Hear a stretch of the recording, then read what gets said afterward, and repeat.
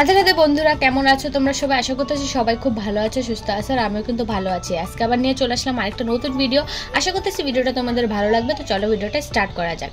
তো সকাল থেকে সবই কাজকর্ম শেষ করলাম, এখন মেয়েকে স্কুলে পাঠাবো। আর সকালে সব থেকে বড় আর গুরুত্বপূর্ণ কাজ রান্নাবান্না তো আছে, তার সাথে মেয়েকে কখন বাড়ি থেকে বিদায় করবো, মানে স্কুলে পাঠাবো। কারণ একটা তো হলে সামলানো যায়, আর দুইটা থাকলে যে কত বড় যে মানে বিপদ বলতে পারো একটা, মানে এই দুইজনকে সামলানো একটা মুখের কথা না। তো সেই কারণে আমি ওর স্কুলটা একদমই বন্ধ দিই না, যত তাড়াতাড়ি পারি ওকে স্কুলে পাঠিয়ে দেওয়ার চেষ্টা করি। খাওয়া দাওয়া চান্দান করা হইলে আমি পাঠিয়ে দিই, টাইম দেখি না। কারণ এগুলি করতে করতে তো 10টা বাজেই যায়, তারপরে ঠিক পোশাক আদি পরে ওরা 1 মিনিটও বাড়িতে রাখি না। তো এই যে এখন সবই কাজকর্ম সাইরা বিছানা টিছানা সবই তোলা হয়ে গেল, এখন ঘর মুছবো। তার আগে ভাবলাম মেয়েকে স্কুলে পাঠিয়ে দিই, মানে স্কুলে টাইম হয় না, তাও মানে আগে থেকে পাঠানো ভালো, সবকিছু থেকে আগে থেকে প্রিপেয়ার করা ভালো। তো এই কারণে এখন রেডি করে ওকে পাঠিয়ে দেবো। আর তার সাথে আমার ছেলে কিন্তু দেখো দুর্দান্ত শয়তানি করতেছে, মানে যেইটুকুনি ক্যামেরার মধ্যে মানে আমার ভিডিওটা যেন কপিরাইট বা ডিলিট না হয়, সেই কারণে ওর দুষ্টামিগুলো আমি আনলাম না। আর এইখানে এই যে এখন ছেলে চলে গেছে ওর দাদু ঠাম্মির কাছে, আর মেয়েকে আমি রেডি করা এখন রাস্তার ধারে নিয়ে যাব। ওখান থেকে ওকে সাইকেল উঠাই দিব বা গাড়িতে উঠাই দিব, নাহলে ও একা একাও চলে যেতে পারবে। আগে আমার বান্ধবীর ছেলের সাথে পাঠাইতাম, কিন্তু এখন পাঠাই না, কারণ ও একদিন যায় তো দুদিন যায় না। আর বাচ্চাদের যত স্কুলে পাঠানো যায় ততই ভালো, ওদের বাড়িতে রাখলে একটু দুষ্টামি বেশি করে। তো সেই কারণে ওকে আমি প্রত্যেক দিনই পাঠানোর চেষ্টা করি, আবার বান্ধবীর ছেলের সাথে একদমই পাঠাই না। তো এই যে মেয়েকে তো ওই রাস্তা দিয়ে স্কুলে পাঠিয়ে দিলাম, আর এই রাস্তা দিয়ে আমার ননদের বাড়িতে আসলাম, একটু দরকার ছিল। তো দরকার ছিল, কথা টথা বললাম, তারপরে এই যে এখন বাড়ির দিকে আসলাম। তার কর্তামশাই কালকে সার্ফের প্যাকেট আনছিল বড়টা, তো তার মধ্যে এই গামলাটা বাজছিল, আর এই গামলাটা আমার খুবই দরকার ছিল। গামলা না, এখন আমার একটা একটা জিনিস করে সবই গোটাইতে হবে, কারণ আমাদের গোসাই হচ্ছে নিরামিষ, আর নিরামিষের আলাদা বাসনপত্র করতে হবে। উনি আসলে খুবই কষ্ট হয়ে যায়, তো এক এক করে চেষ্টা করতেছি করার, দেখি কোন অবধি করতে পারি, ঠাকুর কোন অবধি কৃপা করে। তো এখানে গামলাটা জায়গা মতো উপরে রাখা দিলাম, কারণ নিচে রাখার তো কোনো প্রশ্নই ওঠে না, একে তো নিচে জায়গা নেই, তার মধ্যে এখানে সেখানে রাখলে আমার ছেলে ভাঙিয়ে ফেলবে হাতেরিয়া ঠিক।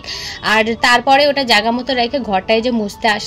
আর প্রত্যেক দিনই ঘর মোছাটা না বেশ আমার ভালো লাগে, কিন্তু আগে ভয় লাগে যে ঘর মুছতে হবে, কিন্তু ঘরটা মুছতে গেলে বেশি টাইম লাগে না, 5 থেকে 7 মিনিট হাতে নিলে ঘরটা ভালো রকম করে মোছা যায়। আর যদি 10-15 মিনিট হাতে নিয়ে মানে ঘরটা মুছি, তাহলে কিন্তু চোখের তলা টলা সবই মোছা যায়, কিন্তু তত না সময় হয়ে ওঠে না গো। সকালের দিকে অনেকটাই চাপ থাকে, আর ছেলেটা আমার খুবই বিরক্ত করে, ওকে যতক্ষণ মানে খাওয়ায় দাওয়ায় না ঘুম পাড়াবো ততক্ষণ আমার শান্তি হয় না।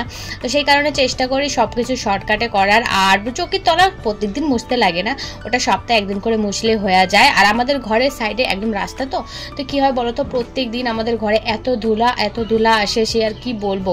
আমি যদি শীতকালে ঘরটা মোছা অ্যাভয়েড করতেও পারি, কিন্তু গরমকালে একদমই পারি না। একে তো উঠানে হচ্ছে বালি, সেটা পায়ে পায়ে আসবে, আর সেটা বেশি আনে আমার ছেলেই, আর তার সাথে উপর দিয়ে হাওয়ায় পুরো ধুলা বালি চলে আসে। তো আমাকে সপ্তাহে একদিন করে চোখের তলা ঠিক মুছতেই হয়, আর কোনো সপ্তাহে পারি না, অ্যাভয়েড করে দিয়ে 2 সপ্তাহ পরে মোছা হয়।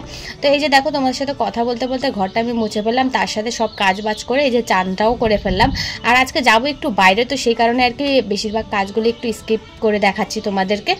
এমনিতেও বাড়ি থেকে বেরোই না, আর যখনই বাড়ি থেকে কোথাও যাও তাইলে আমি কি করি, মানে যে কোনো জায়গায় যাই, আধা ঘন্টা হোক, 1 ঘন্টা হোক, 2 ঘন্টা হোক, কি 1 বেলার হোক, আমি বাড়ির সমস্ত কাজগুলি সাইরে যাই। শাশুড়ি মার আশায় একদমই রাখি না, কারণ উনিও মাঠে কাজ করে, উনারও শরীরে দেয় না। যেমন আমি বাড়িতে থেকে বাড়ির কাজগুলি করার পর আমার শরীরটা যেমন খারাপ লাগে, উনি তো মাঠে কাজ করে, তার মধ্যে আবার বয়স হয়েছে, তো উনার মানে আমার থেকে বেশি খাটনিটা হয়ে যায়। তো সেই কারণে আমি চেষ্টা করি বাড়ি থেকে কোথাও গেলে যেই অবধি কাজ করতে পারি সবটাই করে যাই, আর বেলার কাজ হলে সেটাও আমি সাইডে যাওয়ার চেষ্টা করি। তো এই তো যাবো বিকালে, মেয়ে স্কুল থেকে আসলে ওকে টিউশনি পাঠাই দিই, তারপরে যাব। আর যাব হচ্ছে কি আমার বান্ধবীর গোসাই দেহ রাখছে, তো সেইখানে আজকে নিমন্ত্রণ আছে, তো সেই জায়গাটায় যাব। শাশুড়িকেও বলা হয়েছে, কিন্তু উনি যাবেন না। ওনার ওই যে বললাম মাঠে যায় একটু অসুবিধা হয় শরীরে, তার মধ্যে আবার ওনার পায়ে একটু সমস্যা আছে, তো ওনার হাঁটা চলা করতে একটু কষ্ট হয়। আর সংসারের জন্য মেয়ে ছেলেরা সব সময় এগোয় থাকে, যতই ওদের শরীর খারাপ থাকুক, শরীর অসুস্থ থাকুক। তো আমার শাশুড়ি মারও ঠিক সেই অবস্থায়, মানে ওনার যতই শরীর খারাপ থাকুক, ওনাকে যদি ওনার ছেলে বলে যে মাঠে যাবা না, তারপর উনি বসে থাকতে পারে না। আমরা তো চলো যদি বলে এই কাজটা করবা না, কি আনন্দ পাই। আর তারা হচ্ছে সেই কালের মানুষ, তো সেই কালের মানুষকে বসতে বলা হলে যেন মনে হয় বলা হয় তাদেরকে কোনো মানে বিপদের দিকে ঠেলে দেওয়া হয়েছে, তাদেরকে কোনো খারাপ কথা বলেছে। তো ওনাদের যত কাজ করতে দিবা তত ওনাদের ভালো লাগে, ওনারা বসে খাইতে পারে না। আমরা তো হচ্ছে কুড়ে, তো সেই কারণে আমাদের হয়তো ভালো লাগে, কিন্তু তাদের ভালো লাগে না। তো সে জাগে এখানে অনেক স্ট্রাগল করে চুলটা বাঁধলাম, কারণ আমি নতুন শিখেছি, আমার বান্ধবীর কাছ থেকে। আমার বান্ধবী টুকিটাকি মানে বিউটি পার্লারে কাজ করতে পারে, অনেকটা কাজ জানে, খালি ওর টাকা পয়সার অর্থের অভাবে মানে ওই স্বপ্নটা আর কি পূরণ করতে পারে না। তো ওর কাছ থেকে আমার কিছু কিছু জিনিস শেখা হয়েছে, আরও শেখার ইচ্ছা আছে, দেখি কোনো অবধি পারি। আর আমার সময় হয়ে ওঠে না, সংসারের কাজ, সোশ্যাল মিডিয়ার কাজ, তারপরে নিজের জন্য সময় বের করতে খুবই কষ্ট হয়ে যায়। তারপরেও চেষ্টা করি, কারণ এখনই আমার বয়স সমস্ত কিছুর যে স্বপ্নগুলি দেখছি ওগুলি করার, আর পূর্ণ হবে কি হবে না সেটা ভবিষ্যতের হাতে, কিন্তু চেষ্টা চালায় যাইতে হবে সব দিক দিয়েই। তো সে কারণে আমি যতটুকু পারি ততটুকু চেষ্টা করি। তো এই যে দেখো, এই যে ফাইনালি আমার চুলটা সামনের স্ট্রাগল করে বাঁধা হলো, এখন পিছনের চুলটা বাঁধবো।